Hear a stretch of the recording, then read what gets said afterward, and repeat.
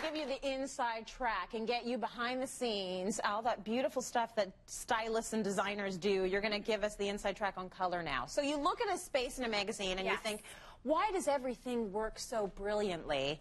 You're going to show us why and how you do it. Well, it's something called, I call it color connect the dots, and it's a way to force the eye to travel through a space without the viewer actually realizing that your eye is being directed with color. And it really boils down to a lot of simple design principles, repetition and rhythm, the use of color and texture. So texture can be, if you're not a color person, no worries, this rule applies to textures as well. But it's adding that visual interest. And what I find, honestly, the number of clients that I have, that they've actually decorated and they want me to come in to help them finish it because they don't feel that it's finished and they don't know how to add those little touches. I always say to them, stand in the entrance of your room and take a picture.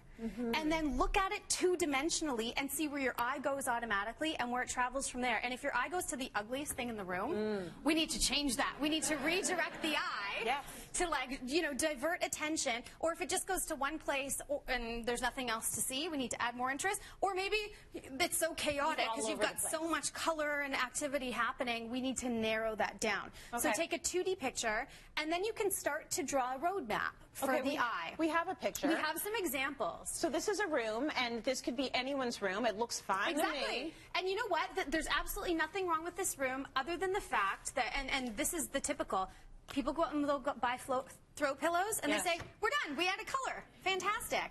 But with that space, if we look at how the dots become connected then, the line is very flat. See, it's all in one plane. So the eye kind of travels flat, and then you're done, you're bored. Your eyes are bored, you're like nothing else to see. But if we add in one additional simple element at a different level, so you could add in a low ottoman or a high piece of artwork, now check out how we can connect the dots. Now the eye goes, oh, look at all these things that I have to look at, and it naturally travels throughout the space. This room looks finished now. Finished and put together, yes. So we're going to play this game.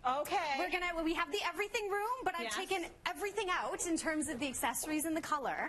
But I've given you some color to play with. So I have added in a new piece of artwork as our kind of key color to working with blue. Now, again, this is kind of layman's way of working with one color. But certainly if you're picking a hue that you love, you can work in that whole family, very monochromatic, or again, swap this out for texture or any other color family that you may like. So go, I just do what I feel is right. Go. There are some pillows behind you as well. Thank goodness.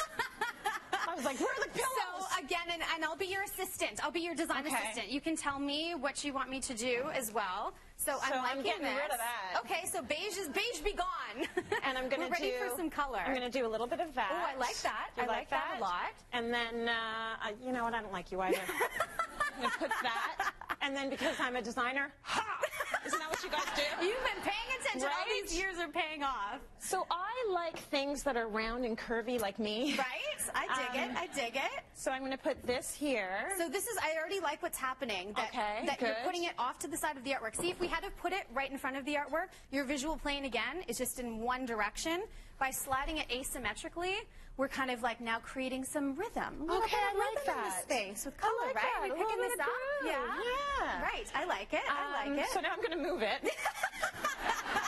Hey, this is your space. Well, and this is the other thing. Design is so subjective, and often people ask me, what's the right way to do it? And I always say the right way is what looks right to you. Right. So if it feels balanced and it feels like you're digging it. I'm okay with that. I don't feel like you're digging it quite yet. It's all right. It's still not finished yet. So I'm going to do the throw. Can I give you my 2 cents? Yes. Okay. This is just my thought. Give me this. Okay. I think adding a little bit of the solid blue to play off of the solid pillow over here, and it's not a big pillow. And then I would actually put this over on your chair. Really? Yes. Okay. But if you're not digging it, then we definitely don't have to do that. We'll see who's right.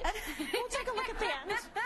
Okay, so let's see. I feel like I want to do something here. Yes, I concur. But I want to do this one. Okay. So this one's a little bit more robust. I like it. And then let me just take one more look. I'm done. No, I like it. Yes? You know what? I think that this works really well. When you look at it two-dimensionally, you've got a nice wave of color coming down. So you've spaced it somewhat evenly. Yeah. And the key with this is you technically don't want to create more than 3 or 4 finish points for the eye. When you have 6 or 7 or 8 and you're like, I'm going to have blue there, blue down here, then again, your eye, the space becomes overwhelming and it lacks the focal points. And it looks too paint by numbers. Exactly. Right? We want like to connect the dots, not paint by numbers. Blue. Right. That's what we want. Okay, so do I pass, teacher? I like it. I do think you passed.